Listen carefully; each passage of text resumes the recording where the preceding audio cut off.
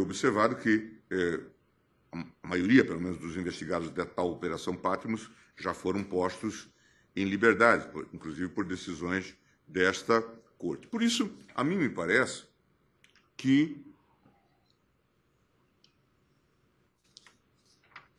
é o caso, com as vênias ao eminente relator, cujo voto é, como se viu, extremamente fundamentado, eu peço para conhecer do agravo, e nessa parte dar-lhe provimento, estabelecendo a competência do Tribunal Regional da Primeira Região para o julgamento da ação penal, na linha do voto do ministro Lewandowski. E também, nessa linha, conceder a ordem de habeas corpus de ofício para substituir a prisão preventiva de Ângelo Goulart, e, se for o caso, vou estender isso também ao Willer Tomás, com as medidas do artigo 319 do Código de Processo Penal, já mencionadas pelo ministro Lewandowski. Encerro, senhores ministros, dizendo o seguinte: vejam que, quanto mais o tempo passa, ao invés de nós termos um quadro mais claro em relação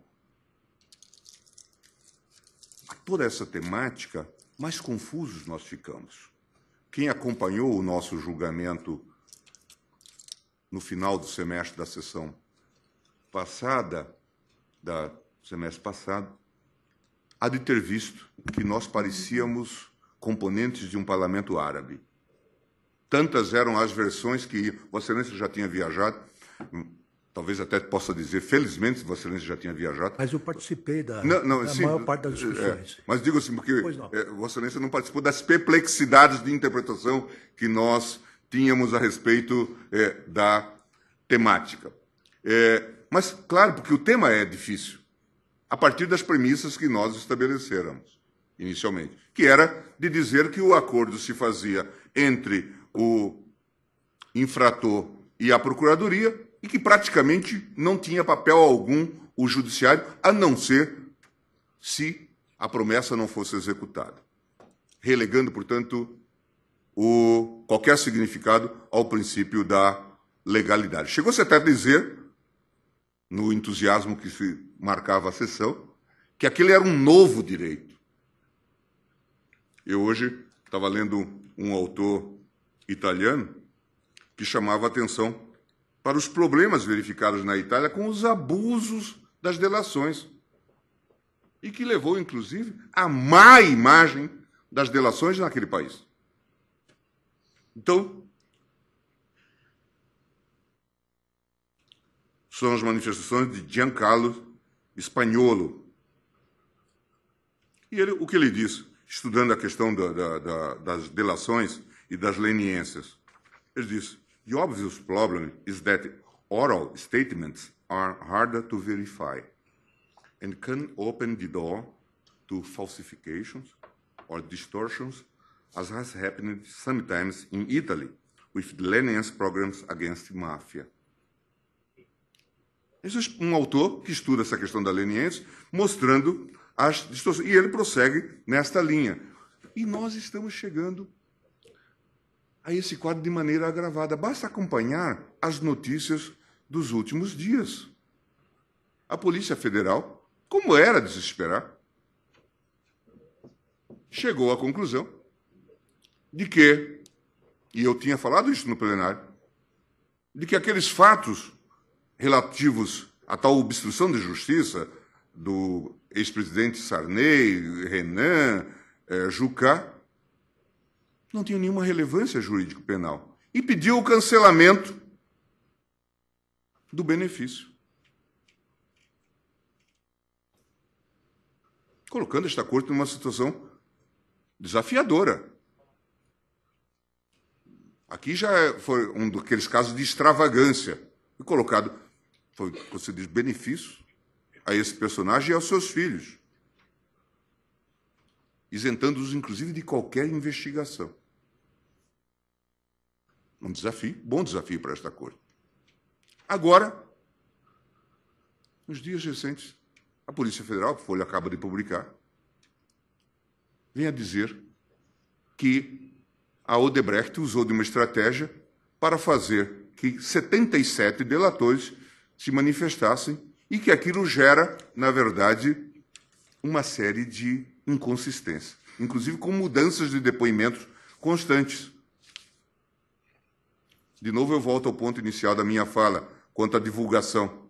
Veja, os delatores que disseram algo, agora na polícia vão reformulando e retirando, inclusive, as invectivas que fizeram.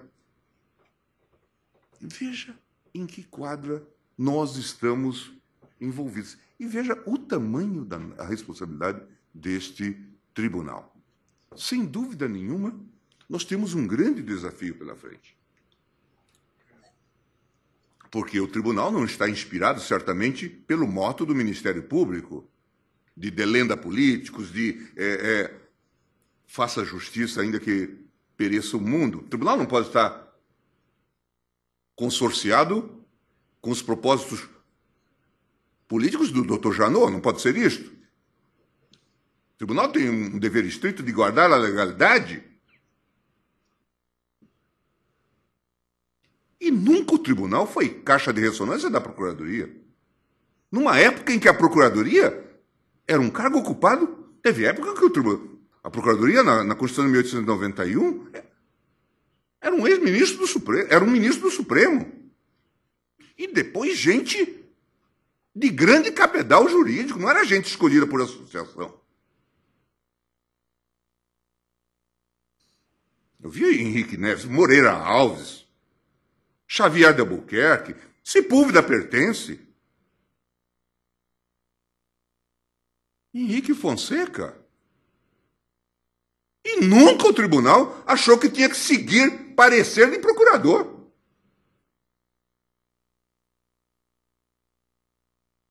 Quer dizer, estamos vivendo tempos muito esquisitos. Mas o que me parece que nós estamos numa encruzilhada. Ou damos uma resposta firme, em casos que tais, e definimos parâmetros do Estado de Direito, ou colocamos em xeque não a Procuradoria, colocamos em xeque a existência deste tribunal. É isso que está em jogo. E estou assumindo também claramente nesta crítica a autocrítica. Acho que nós, enquanto turma e colegiado, falhamos no exame dessas questões. Falei no plenário que a minha atenção só foi despertada de maneira mais vertical para essa temática a partir do caso Sérgio Machado. Até então era uma rotina, um tanto quanto de responsabilidade apenas do relator. Mas os fatos foram assomando e se tornando cada vez mais graves. Não é a primeira vez que o tribunal reflete sobre isso. Nós tivemos, ministro Celso, o grave caso das ondas de prisões feitas pela Polícia Federal. E o tribunal deu a resposta, inclusive com a súmula das algemas. De novo nós estamos numa encruzilhada. E de novo nós somos responsáveis por isso. Por quê? Um tribunal como este vale muito pelo que faz. Muito. Esses dias eu até falava com os meus colaboradores, no dia 21 de junho eles quiseram me prestar uma homenagem. E aí, claro, jovens, talentosos e curiosos, certamente queriam saber da minha experiência aqui. Eu disse, olha, eu tenho muito orgulho, não só do que fiz aqui, mas do que fiz fora. Leis, projeto de lei, uma certa inventividade institucional e tudo mais. Mas depois de refletir e refletir, eu acho que a grande contribuição que a gente acaba dando ao longo do tempo é, não nas nossas obras, mas naquilo que a gente evita que se faça. A grande missão deste tribunal é evitar que se faça, que se engendrem abusos, que alguém passe a imaginar que está acima da lei. Ao decidirmos que os acordos valem pelo escrito, nós estamos dando a Procurador-Geral da República um poder que nenhum soberano tinha. Que nós não emprestamos aos acordos internacionais. E estamos permitindo que se reescreva o direito penal e o processo penal. Este tribunal tem a missão de evitar que, de fazer com que a lei seja cumprida. Notoriamente, é preciso dizer que existe uma corte que lê a Constituição e que a aplica e que não faz exceção. De modo que o ministro Fachin, pedindo todas as vênias, eu vou, acompanhando o voto do ministro Lewandowski, dar provimento ao agravo naquele ponto e conceder a ordem de ofício nos dois casos. Vossa Excelência, portanto, acompanha a divergência. Me permito apenas